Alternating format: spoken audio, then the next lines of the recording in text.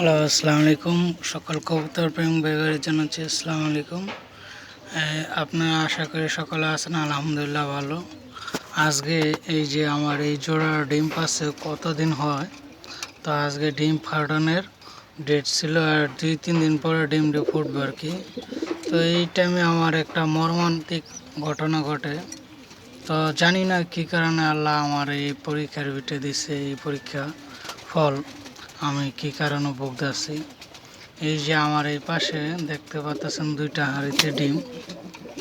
এই যে দেখেন, এই যে দেখতেছেন একটা ডিম কি অবস্থা হয়েছে, ভাঙ্গা নিচে ফেলাই দিছে। এই যে আরেকটা ডিম, এটা তো মনে বসে না, তো জানি না কি হইল। তো এবারে আমার খুব ব্যাড লাগ, কী কারণে আল্লাহ তাআলা জানে। আমার কোনো জায়গায় বাচ্চা বেবি কোনো ওটা হইতেছে না। ভিডিও দেখাইলে ভিডিওতে বেবি দেখাইলে বেবিগুলো মারা যাইতেছে, ডিম দেখাইলে ডিমগুলো নষ্ট হয়ে যাইতেছে, আল্লাহ পাক জানে।